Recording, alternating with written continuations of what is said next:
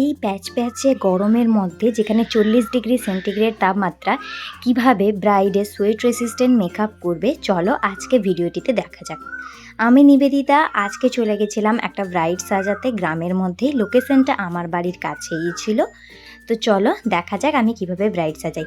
আজকের ভিডিওটাতে আমি তোমাদের সাথে শেয়ার করতে চলেছি খুব কম সময়ের মধ্যে এবং রিজনেবল প্রোডাক্টের মধ্যে কিভাবে sweat resistant water resistant makeup করে দিতে পারবে। তো ব্রাইড কেমন মেকআপ লুক চাইছিল চলো শুনে নেওয়া যাক। আচ্ছা দীপিকা, আজকে তোমার বিয়ে, তুমি কেমন সাজতে চাও বলো। মেকআপটা কম হবে আর তোমার আচ্ছা আই মেকআপ কেমন হবে? আই মেকআপ যেমন আচ্ছা লিপস্টিক কেমন পরবে, রেড কালারের না অন্য কিছু কালার? না অন্য রেড পরবে না? আচ্ছা আচ্ছা চলো দেখা যাক। শাড়ি ড্রেপিং হেয়ার করার পরে আমি ওকে মেকআপ করার জন্য বসিয়ে দিয়েছিলাম। অ্যাজ ইউজুয়াল আমি স্কিন প্রিপারেশন করে নিচ্ছিলাম। স্কিন প্রিপারেশনের সময় আমি টোনারের পরে এখানে ম্যাজিক ড্রপ ইউজ করেছি, যেটা পিএসি অ্যাকোয়া গ্রিপ ছিল। এটা অ্যাজ এ ম্যাজিক ড্রপ বা অ্যাজ এ প্রাইমার তোমরা দুভাবেই ইউজ করতে পারো, তবে যদি ব্রাইডাল হয় তাহলে টোনারের পরে ইউজ করবে। এখানে আমি ওয়াটার বেস ময়শ্চারাইজার ইউজ করছি, যেটা পন্ডসের, খুবই রিজনেবলের মধ্যে এবং আমার খুবই পছন্দের। তো এভাবে তোমরা কিন্তু গরমে ওয়াটার বেস ময়শ্চারাইজারটাই ইউজ করবে, সেটা আমাদের মেকআপকে আরও বেশি লং লাস্টিং করবে। ওর পোরগুলোকে মিনিমাইজ করতে আমি ইএলএফের পুট্টি প্রাইমার ইউজ করছি। এবার বেস কালার অ্যাপ্লাই করছি। বেস কালারের জন্য আমি এখানে ডার্মা প্যালেটের ডিজে2 সেট ইউজ করেছি। তোমরা আমার হাতে হয়তো ডার্মা রিফিলটা দেখতেই পেয়েছো, কারণ ব্রাইডাল করতে গিয়ে আমি কোনো অ্যাসিস্ট্যান্ট যেহেতু ক্যারি করি না, সেহেতু সমস্ত প্রোডাক্ট দেখানোটা সম্ভব হয়ে ওঠে না। কারণ ব্রাইডাল লোকেশনে দাঁড়িয়ে কাজ করাটা আমাদের পক্ষে একটু তাড়াহুড়োই থাকে, যে যত তাড়াতাড়ি সম্ভব ব্রাইডকে ছাড়তে হবে। বেস কালারটাকে ভালোভাবে ব্লেন্ড করে নেওয়ার পরে আমি ওর স্কিন টোন ওয়াইজ একটা ফাউন্ডেশন দিয়ে দিচ্ছি। আমি আজকে রিকোডের ফাউন্ডেশন ইউজ করেছিলাম। তো এই যে মেকআপটা আমি করেছিলাম, মেকআপটা প্রায় সকাল 8টে অবধি ঠিক ছিল। ওরা এমনই আমাকে রিভিউ দিয়েছিল, কারণ মেকআপটা আমি ওয়াটারপ্রুফই করিয়েছিলাম, যেটা তোমরাও দেখতে পাবে। তো তোমরাও যদি এই সেম প্রসেসে মেকআপ করো, আশা করছি তোমাদেরও কোনো প্রবলেম হবে না, মেকআপ ভালোভাবে লং লাস্টিং হবে। তবে প্রোডাক্টটাকে খুব ভালোভাবে ফেসের মধ্যে মিশিয়ে নেবে। রিকোড ফাউন্ডেশনের সাথে আমি 1 ড্রপ ম্যাজিক ড্রপ ইউজ করেছিলাম। তোমরা চাইলে পিএসি ইউজ করতে পারো বা তোমাদের পছন্দ মতো যে কোনো ম্যাজিক ড্রপ ইউজ করতে পারো। মার্কেটে অনেক রকমের ম্যাজিক ড্রপ অ্যাভেলেবেল আছে।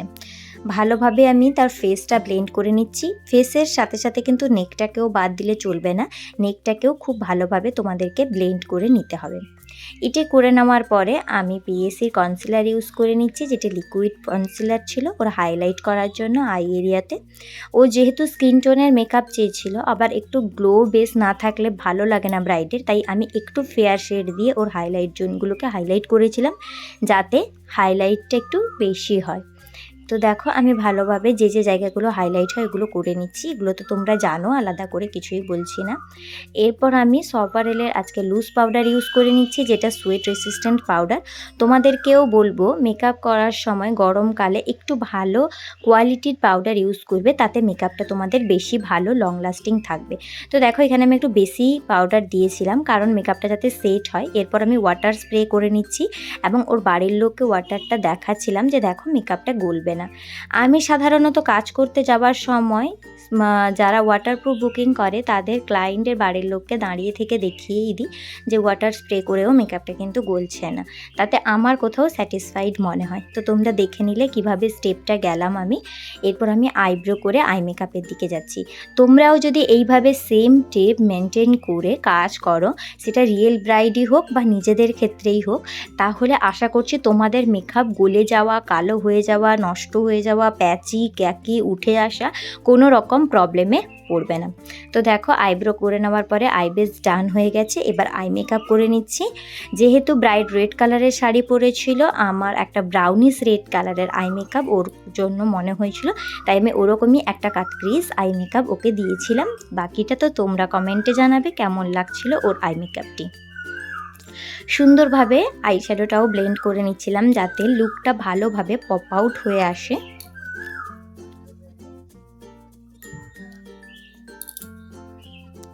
আই মেকআপ কমপ্লিট করার পর লাইনার, কাজল অল ড্র করে নিয়েছিলাম এবং লোয়ার ল্যাশ লাইন বরাবর আমি আইশ্যাডোটা স্মাচ করেছিলাম। অনেকটা ভিডিও কাট করতে হয়, কারণ তোমরা জানো একটা ব্রাইডকে নিশ্চয়ই 7-8 মিনিটে রেডি করা যায় না। কমপক্ষে মেকআপটাই করতে হয়তো 1 ঘন্টা বা 1 ঘন্টা 10-15 মিনিট লেগে যায়।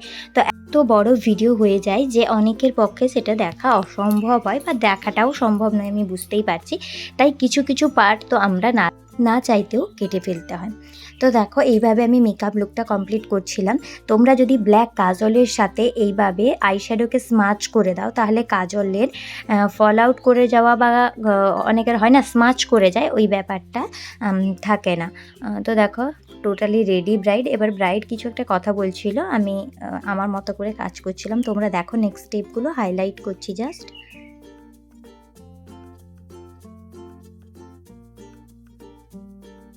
তো সমস্ত কিছু কমপ্লিট হয়ে যাবার পরে আমি কন্ট্রোর, ব্লাশ, হাইলাইটার ইউজ করে নিয়েছি, যেটা আর অন ক্যামেরাতে দেখানো হয়ে ওঠেনি। এরপর আমি কলকা করছিলাম। কলকা করার জন্য ওখানে একজন বোন ছিল, আমি ওকে বলছিলাম যে ক্যামেরাটা একটু ক্লোজলি ধরো যাতে সবাই একটু কলকাটা দেখতে পায়। তো দেখো আমি এইভাবে সাইড ঘুরে ঘুরে কলকা করছিলাম। যাদের রিয়েল ব্রাইডের ক্ষেত্রে কলকা করতে অসুবিধা হয় তাদের বলবো মাথার দিকে, কানের দিকে এইভাবে ঘুরে ঘুরে যদি তোমরা কলকা করো তাহলে তোমাদের কলকা করতে কোনো অসুবিধা হবে না। এটাই তোমাদেরকে আমি ভিডিওটিতে দেখানোর চেষ্টা করেছিলাম, তাই ভিডিওটি ক্লোজ ভিউ নেওয়া। এখানে আমি একটু চন্দন কালার ইউজ করে কলকা করেছি এবং তারপরে রেড কালার দিয়ে হাইলাইট করেছি। তো দেখে নাও তোমরা কলকাটা কেমন লাগছে। তোমরা তো জানো আমি কেমন কলকা স্ট্রোক ইউজ করি। তো এবার যে জায়গাগুলো আমার ফিল করেছিলাম ওই জায়গাগুলোকে একটু রেড কালার দিয়ে আমি হাইলাইট করে দিচ্ছি।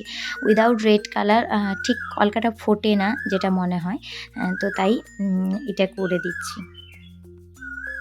তোমরা তো ব্রাইডের ফুল লুক আগেই দেখেছো, তাও আরেকবার আমি তোমাদেরকে ফুল লুক দেখিয়ে দিব এবং ওর কেমন লেগেছিল সাজটা ওটাও দেখিয়ে দিব। তোমাদের কেমন লাগলো কমেন্ট বক্সে অবশ্যই জানিও। ভালো লাগলে লাইক, কমেন্ট, শেয়ার করো এবং আমার চ্যানেলটিকে সাবস্ক্রাইব করে পাশে থেকো। Thank you. বলো তোমার সেজে কেমন লাগলো? ভালো লাগছে। পছন্দ হয়েছে?